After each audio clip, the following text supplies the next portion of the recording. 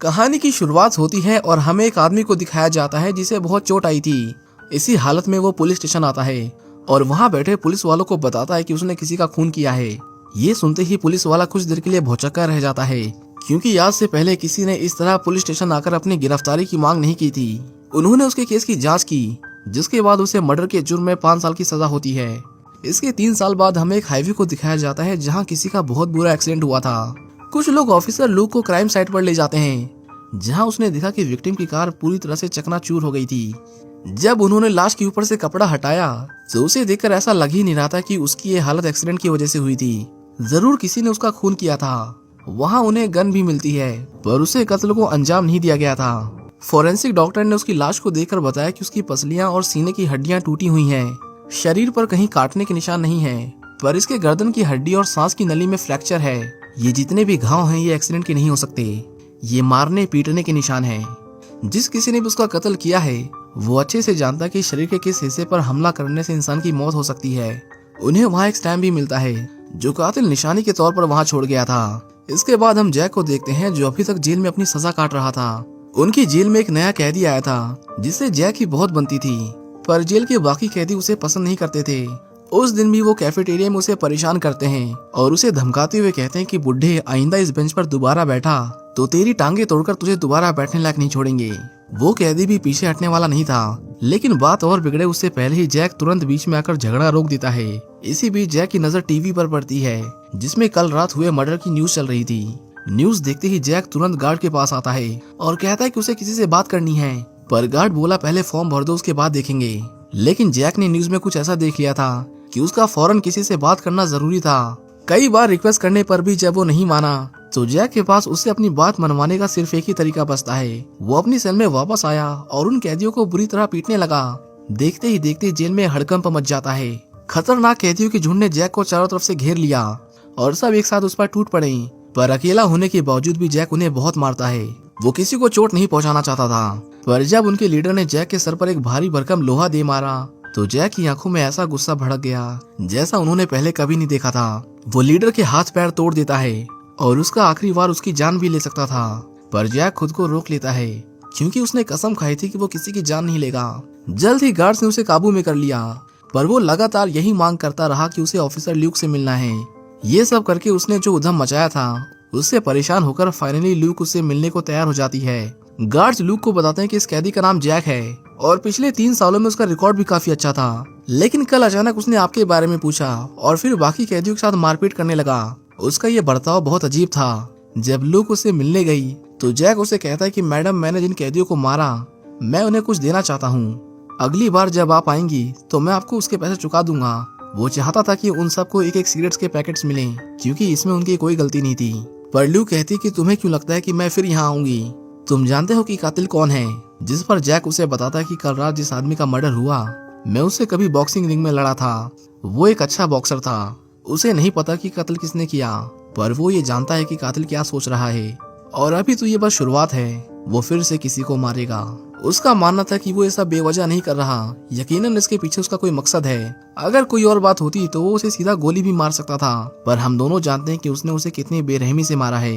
निहत्थे किसी को मारना अजीब बात है। जरूर वो कोई साइकोपैथ है। मैं आपकी मदद कर सकता हूँ, बस मुझे यहाँ से निकालिए। वो कहती है कि तुम्हें कुंफू आता है, इसका मतलब ये नहीं कि तुम मेरी इस केस में मदद कर सकते हो। मैं तुम पर भरोसा क्यों करूँ? वो उठकर वहाँ से जाने लगती है, पर तभी जैक कुछ लोगों के नाम लेने लगा। वो कहता है कि उसका अगला शिकार इन्हीं 8 लोगों में से एक होगा। ल्यूक उसकी बातों पर यकीन नहीं करना चाहती थी, पर उसे अब तक इस केस से रिलेटेड कोई पुख्ता सबूत भी नहीं मिले थे, इसलिए वो अपने लोगों को उन 8 लोगों की डिटेल्स निकालने को कहती है। वहीं हम उस सीरियल किलर को देखते हैं जो अपने अगले मर्डर की प्लानिंग कर रहा था। वो दीवार पर किसी का नाम लिखता है और आज रात वो उसी को मारने वाला था। इसके बाद हमें एक जाने माने मूर्तिकार को दिखाया जाता है जो देर रात रुककर अपने अधूरे काम को पूरा कर रहा था। ये मूर्तिकार 10 साल पहले पूरे एशिया में किकिंग का चैंपियन था। वो किसी को भी हरा सकता था, पर कुछ वक्त बाद वो रिटायर हो गया और एक आर्टिस्ट बन गया। वो अपना काम कर ही रहा था कि तभी उसने एक आदमी को देखा जो बिना उसकी परमिशन अंदर घुसाया था। उसने कहा नीचे उतर जाओ वरना बहुत पछताओगे, पर वो आदमी उसे अपना नाम वोंग बताता है और कहता है कि मैं आज तुमसे फाइट करूंगा और जो हारेगा वो मरेगा। आर्टिस्ट उसे लड़ना नहीं चाहता था, पर जब उसने उसकी मूर्ति तोड़ दी तो पानी सर के ऊपर चला गया उसने वोंग के चैलेंज को एक्सेप्ट कर लिया, जिसके बाद दोनों में जबरदस्त फाइट होती है। आर्टिस्ट देखता है कि उसका एक पैर छोटा था, पर अपाहिज होने के बावजूद भी वो अच्छा लड़ रहा था। वो वोंग पर कई जानलेवा वार करता है, पर वोंग ने उसकी एक टांग तोड़ दी, जिससे वो लंगड़ा हो जाता है और आखिर में उसने एक डेडली किक से उसकी गर्दन तोड़ दी, जिससे उसकी मौत हो गई। उधर ल्यूक जैक के बारे में सारी डिटेल्स निकलवाती है। पता चला कि 3 साल पहले उसका एक मार्शल आर्ट स्कूल था, यहाँ तक कि उसने पुलिस वालों को भी मार्शल आर्ट सिखाया था। पर एक दिन उसके हाथों से कत्ल हो गया और उसे 5 साल की सजा हुई। वो उसके बारे में और जान पाती कि तभी उसे पता चला कि शहर में एक और मर्डर हुआ है। मरने वाला शख्स उन्हीं 8 लोगों में से एक था जिनके उसने नाम लिए थे। वो तुरंत जैक से मिलने जाती है और उसे बताती है कि एक और की मौत हो गई है, पर जैक इसके बारे में पहले से जानता था। वो ये भी जानता था कि उसकी मौत जानलेवा किक की वजह से हुई है। ल्यूक पूछती है कि तुम्हें ये सब कैसे पता, जिस पर जैक उसे बताता है कि उसकी किक बहुत मशहूर थी। उसका कत्ल किक मार के किया गया। पहले वाला एक अच्छा बॉक्सर था, मुक्के मार मार कर उसका खून किया गया। आगे की जानकारी वो उसे तब तक नहीं बताने वाला था जब तक उसे जेल से नहीं निकालती। इतनी कोशिशों के बाद भी अभी तक उन्हें कत्ल की वजह नहीं पता चल पाई थी। ये केस उसके हाथों से निकल ना जाए, इसलिए ल्यूक सिफारिश करके उसे जेल से रिहा करवा देती है। उसे एक टेम्पररी पास दिया जाता है और एक सेलफोन, जिसे उसे 24 घंटे चालू रखना था। जैक कहता है कि मर्डर के सीक्वेंस को देखकर पता चलता है कि कातिल मार्शल आर्ट्स को अच्छी तरह जानता है। उसके शिकार हर तरह के माहिर खिलाड़ी हैं, तो हो सकता है कि उसका अगला शिकार भी उन्हीं में से एक हो। वो उसे मोंगकोक शहर चलने को कहता है, क्योंकि हो ना हो पर कातिल वहाँ जरूर जाएगा। उधर हम उस सीरियल किलर को देखते हैं जो दीवार पर अपने अगले शिकार का नाम लिखता है। इसके बाद वो एक और माहिर खिलाड़ी के पास जाता है जो ग्रैपलिंग का एक्सपर्ट माना जाता था, पर वोंग उसे भी आसानी से मार डालता है। जब तक जैक वहाँ पहुंचा तब तक बहुत देर हो चुकी थी। उसकी लाश देखकर जैक अंदाजा लगाता है कि उसे कैसे मारा गया होगा। लाश की हालत देखकर साफ था कि हत्यारे ने उसे मारने के लिए खतरनाक ग्रैपलिंग टेक्निक का यूज किया था। वो केस पर इन्वेस्टिगेट कर ही रहे थे कि तभी जैक की नजर वोंग पर पड़ी, जो वहीं खड़ा उन्हें देख रहा था। जैक तुरंत उसका पीछा करता है, पर वो बिजली जितना तेज था। एक लंबी छलांग लगाकर वो दूसरी बिल्डिंग पर कूद गया, पर जैक ऐसा नहीं कर पाता। वोंग सीधा उसकी आंखों में देखता है, जैसे कि उसे चैलेंज दे रहा हो कि तू मुझे नहीं पकड़ सकता। इसके बाद जैक अपने घर लौटता है। उसे देखते ही उसकी वाइफ शिन यिंग उसे जोर से थप्पड़ मारती है, पर जैक उसकी नाराजगी समझता था, इसलिए वो बिल्कुल भी गुस्सा नहीं होता और उसे गले लगा लेता है। जैक अपने पिता से भी माफी मांगता है, जिनकी बात उसने नहीं मानी थी। उसे लगता था कि दूसरे क्लब को हराकर उसका नाम हो जाएगा, पर वो गलत था। उसके हाथ से किसी की मौत हो गई और सब बर्बाद हो गया।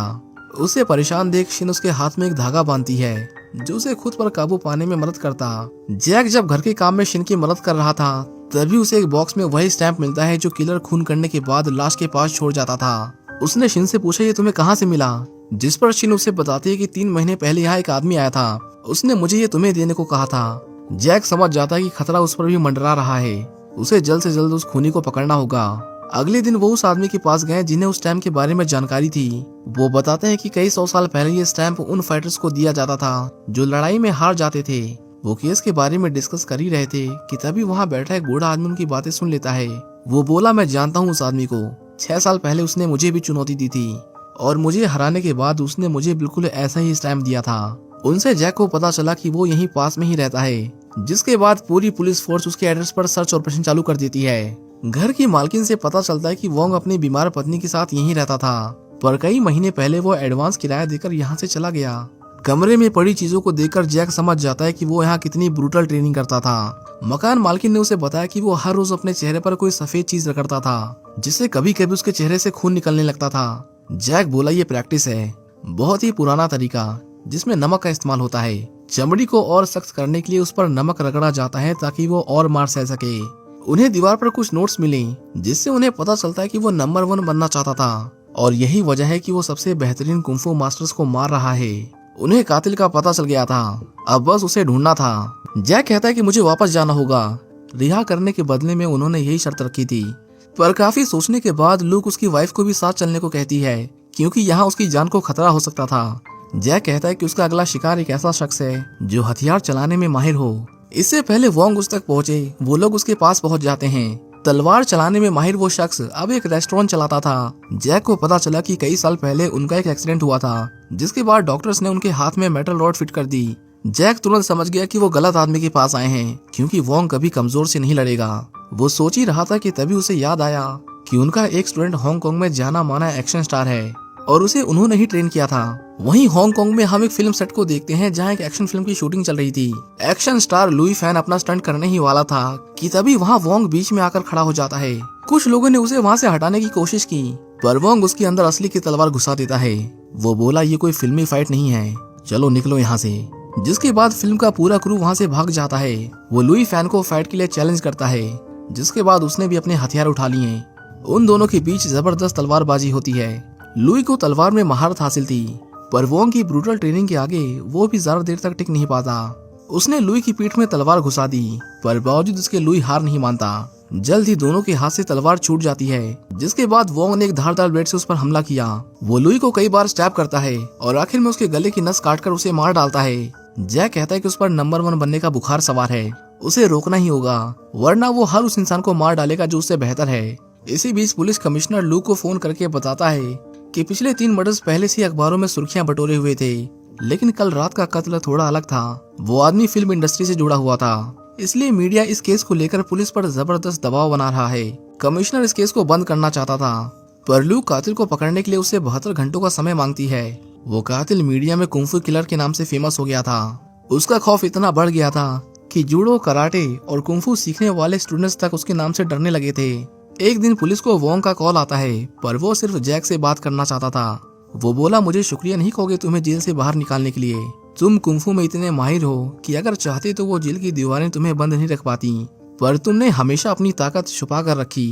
उस दिन जब हम छत पर मिले तो तुमने मुझे काफी निराश किया, पर मुझे उम्मीद है कि अगली बार जब हम आमने सामने होंगे तो तुम मुझे कड़ी टक्कर दोगे। अगर तुम चाहो तो मैं इसमें तुम्हारी मदद कर सकता हूँ। अगर मैं तुम्हारी बीवी को मार दूं तो तुम किसी को भी मार सकते हो। ये सुनते ही जैक का खून खौल उठता है, पर वोंग ने उसे कहा कि मुझे रोकने का बस एक ही तरीका है, और वो है मेरी जान लेना। उनकी बातचीत के दौरान पुलिस उसकी लोकेशन को ट्रेस कर लेती है, पर जब तक वो वहां पहुंचे वोंग वहां से जा चुका था। उनकी इस बातचीत से लूक समझ जाती है कि कातिल जैक को अच्छी तरह जानता है। वो अपने लोगों से कहकर जैक के पिछले 3 सालों के कॉल रिकॉर्ड्स और उससे मिलने वालों की लिस्ट निकलवाती है, और साथ ही उसने वोंग को पकड़ने के लिए लुकआउट नोटिस भी जारी कर दिया, ताकि वो चाहकर भी देश छोड़कर भाग न सके। फोरेंसिक रिपोर्ट से उन्हें पता चला कि जो नमक वोंग अपने चेहरे पर रगड़ता था वो एक छोटे से गाँव से लाया गया था। वो जल्दी से उस गाँव में जाते हैं और उन्होंने फाइनली उसके घर को ढूंढ निकाला। लूक कहती है कि उस पर कोई गुनाह साबित नहीं हुआ है, उस पर सिर्फ शक है, इसलिए उस पर गोली मत चलाना। पुलिस फोर्स उसके घर में आती है, पर काफी ढूंढने के बाद भी उन्हें वहाँ कुछ नहीं मिलता। उसकी वाइफ की अस्थियों के पास पड़े ताजे फूलों को देखकर लूक समझ जाती है कि वो यही है, और बहुत ज्यादा चांसेस हैं कि कल वो यहाँ आए, क्योंकि कल उसकी पत्नी का जन्मदिन था। ल्यूक सबको ऑर्डर देती है कि वो सभी चीजें वापस अपनी जगह पर रख दें, बिल्कुल भी नहीं लगना चाहिए कि हम यहाँ पर आए थे। इसके बाद उन्होंने जगह जगह पर सर्विलेंस कैमरास लगाए, ताकि कल वो जैसे ही यहाँ आए वो लोग उसे धर दबोचे। उनका अंदाजा एकदम सही था। हम वोंग को देखते हैं जो अगले दिन वापस लौटता है। उसके चेहरे पर एक अजीब सी मायूसी थी, जैसे कि उसने कुछ बहुत ही गलत किया हो। इसके बाद हमें एक फ्लैशबैक के जरिए उसकी बीमार वाइफ को दिखाया जाता है, जिसकी तबीयत दिन ब दिन बिगड़ती जा रही थी। उसे कैंसर था और वोंग के पास इतने पैसे नहीं थे कि वो उसका इलाज करवा सके। वोंग से उसका दर्द और देखा नहीं जाता, जिसके बाद एक दिन उसने गुस्से में अपनी वाइफ का गला दबाकर उसे मार डाला। उसकी वाइफ की मौत नेचुरल नहीं थी और ना ही वो कैंसर से मरी थी। उसका बेरहमी से खून हुआ था, जिसके लिए वोंग खुद को माफ नहीं कर पाता। वो आगे बढ़ ही रहा था कि तभी उसकी नजर कुछ कुत्तों पर पड़ी जो अभी तक बंधे हुए थे।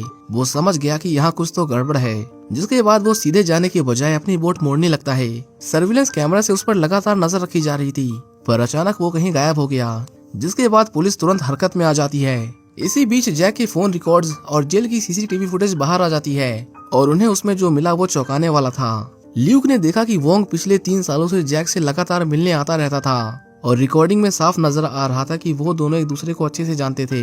जिसके बाद ल्यूक तुरंत जैक के ऊपर गन तान देती है, क्योंकि उसे लगा कि वो भी वोंग के साथ मिला हुआ है। कोई और रास्ता न पाकर जैक उनसे गन छीन लेता है, पर वो किसी को चोट नहीं पहुंचाना चाहता था, इसलिए वो उन सबको लॉक करके वहां से भाग जाता है। उधर हम वोंग को देखते हैं जो उसका पीछा कर रहे पुलिस वालों को एक एक कर ठिकाने लगा देता है।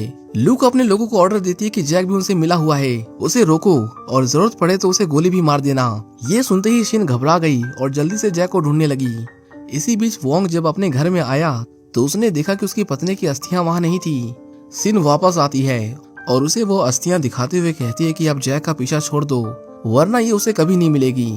पर वोंग गुस्से में उस पर हमला कर देता है। उन दोनों के बीच जबरदस्त फाइट होती है, पर शिन भी तलवार चलाने में माहिर थी।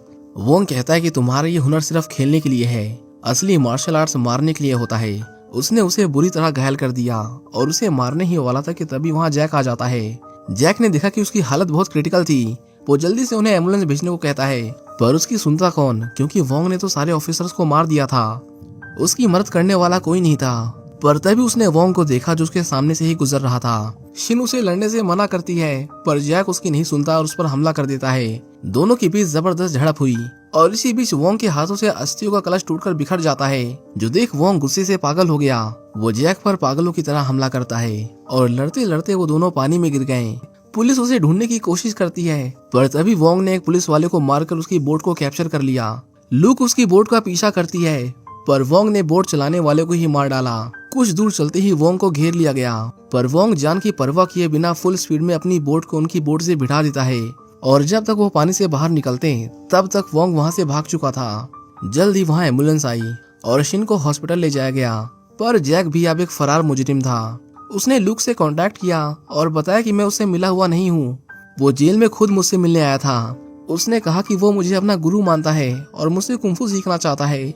उस वक्त मुझे जरा भी अंदाजा नहीं था कि वो आगे चलकर इस कला का इस्तेमाल लोगों की जान लेने के लिए करेगा। एक दिन उसने नंबर 1 बनने के लिए मुझे भी चुनौती दी, पर मैंने लड़ने से साफ मना कर दिया। ल्यू कहती है, तो तुमने इसके बारे में मुझे पहले क्यों नहीं बताया?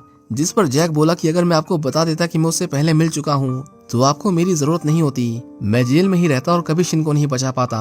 उसने मुझे धमकी दी थी कि अगर मुझसे नहीं लड़ा तो वो शिन को जान से मार देगा, इसलिए मेरा जेल से निकलना बहुत जरूरी था। जैक अब तक उसका इसलिए साथ दे रहा था क्योंकि उसे यकीन था कि पुलिस उसे पकड़ लेगी और वो जल्दी सलाखों के पीछे होगा। पर आज जो हुआ उसे देखकर वो समझ गया कि शिन को बचाने के लिए उसे वोंग को मारना ही होगा। ल्यूक ने उसे रोकने की कोशिश की, पर तब तक जैक ने अपना मन बना लिया था, जिसके बाद वो वहाँ से चला गया। जल्द ही वहाँ कमिश्नर आता है और ल्यूक को बताता है कि उसके सीनियर्स ने हम दोनों को इस केस से हटा दिया है।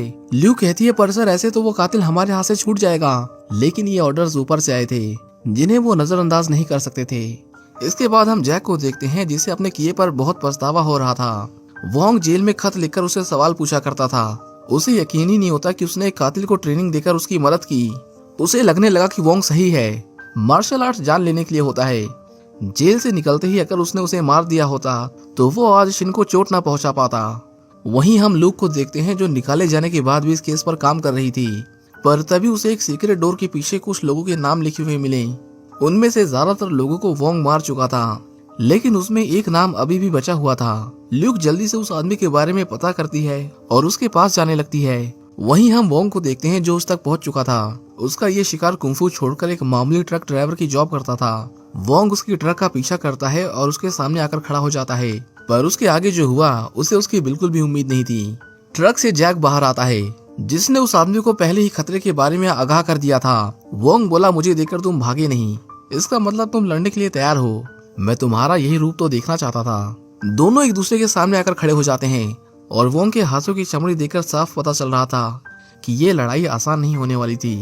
दोनों के बीच फाइट शुरू होती है और वोंग उस पर एक के बाद एक कई जानलेवा वार करता है, पर वो जैक को छू तक नहीं पा रहा था। वो शुरू में कोई जवाबी हमला नहीं करता, बस उसके लड़ने के तरीके को ऑब्जर्व करता है। लेकिन वोंग में उतना सब्र नहीं था, वो अपने हमले की रफ्तार को दोगुनी कर देता है। उसने जैक पर कई घातक वार किए, जिसके बाद उसे भी लड़ना पड़ा। वोंग ने उसकी ग्रैपलिंग टेक्निक उसी के खिलाफ इस्तेमाल की, पर वो किसी मछली की तरह उसके हाथों से फिसल जा रहा था। इसके बाद जैक ने उसे बहुत पीटा और एक जोर की किक मारकर उसे दूर फेंक दिया, जिससे वोंग एक चलती ट्रक के नीचे कुचला ही जाने वाला था कि ऐन मौके पर जैक ने उसे पीछे खींच लिया, क्योंकि वो उसे अपने हाथों से मारना चाहता था। खुद को हारता देख वोंग वहाँ से भागने लगता है, पर जैक ने उसका पीछा नहीं छोड़ा। कुछ दूर आते ही उन दोनों में फिर से फाइट होती है। वोंग इस लड़ाई में बुरी तरह थक गया था, पर तभी जैक के हाथ से उसका बांस छूटकर नीचे गिर जाता है। दोनों रोड के दूसरी ओर खड़े थे और उनके बीच कई गाड़ियां गुजरती है, जिससे वोंग को आराम करने का मौका मिल गया, जो जैक के लिए सही नहीं था। रोड क्लियर होते ही वोंग निहत्थे जैक को उसका बांस वापस कर देता है, जिसके बाद उन्होंने फिर से लड़ना शुरू कर दिया। वोंग को सारी टेक्निक्स उसी ने सिखाई थी, इसलिए वोंग उसे उतनी आसानी से नहीं मार पा रहा था जितना कि उसने अपने बाकी अपोनेंट्स को मारा था। लड़ते लड़ते वो थक जाता है और इसी मौके का फायदा उठाकर जैक ने उसे जोर की लात मारी। इसके बाद वो अपने दोनों हाथों से उसकी खोपड़ी पर मारता है, जिससे वोंग एकदम से सुन्न पड़ गया। पर वो बस यही नहीं रुकता, वो वोंग को पागलों की तरह लगातार पीटता रहता है और आखिर में घातक पंच से उसे जमीन पर ढेर कर देता है, जैक उसे मारने ही वाला था कि तभी वोंग उसे रहम की भीख मांगते हुए हार मान लेता है। वो बोला, जरा देखो अपने आप को, इसी जैक को तो देखने का मैं इंतजार कर रहा था, आ जाओ मार डालो मुझे। जैक उस धागे की ओर देखता है जो शिन ने उसे खुद पर काबू करने के लिए पहनाया था, पर अब उस पर खून लगा देख उसे खुद से नफरत होने लगती है। जैक ने उसे मारने से मना कर दिया। वोंग मौका पाकर वहां से भागने की कोशिश करता है, पर जैक ने उसकी टांग पकड़कर उसे नीचे गिरा दिया। दोनों अब रोड के बीचों बीच पड़े हुए थे। उनके ऊपर से कई गाड़ियां जाती हैं और इसी मौके का फायदा उठाकर वोंग ने उस पर हमला कर दिया। वो जैक को अपने साथ लेकर मरना चाहता था, पर जैक ने उसे उठाकर दूर फेंक दिया। जैक उन गाड़ियों से बचने की कोशिश करता है, पर तभी वो एक ट्रक से टकरा गया जो उसे घसीटते हुए बहुत दूर ले गया। वोंग उसके पास आया और कहा, मेरे अब तक के अपोनेंट्स में तुम सबसे ताकतवर हो, लेकिन तुम शायद भूल गए कि मार्शल आर्ट सिर्फ जान लेने के लिए होता है। उसे मारने से पहले वोंग उसे भी वो स्टैम्प देता है जो वो बाकियों को दिया करता था। जैक समझ चुका था कि उसका अंत तय है, पर जब उसने अपनी आंख खोली तो उसने वोंग को अपने बगल में मरा हुआ पाया। दरअसल जब वोंग उसे मारने ही वाला था तभी वहाँ लूक आ गई थी। उसने वोंग को सरेंडर करने को कहा, पर जब वो नहीं माना और उस पर हमला करने की कोशिश की तो लूक को मजबूरन उसे गोली मारनी पड़ी। इसके 3 महीने बाद हम जैक को देखते हैं जो पूरी तरह ठीक हो चुका था।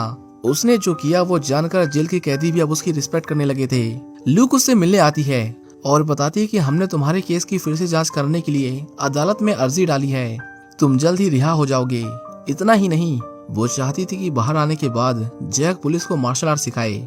इसके कुछ टाइम बाद जैक को बाइज्जत रिहा कर दिया जाता है। उसने बाहर आने के बाद एक स्कूल खोला जिसमें वो बच्चों को मार्शल आर्ट सिखाता था। वो हर एक कमजोर इंसान को ताकतवर बनता देखना चाहता था, पर नंबर 1 बनने का ख्याल उसके दिमाग में कभी नहीं आया। इसी के साथ ये मूवी यहीं खत्म हो जाती है।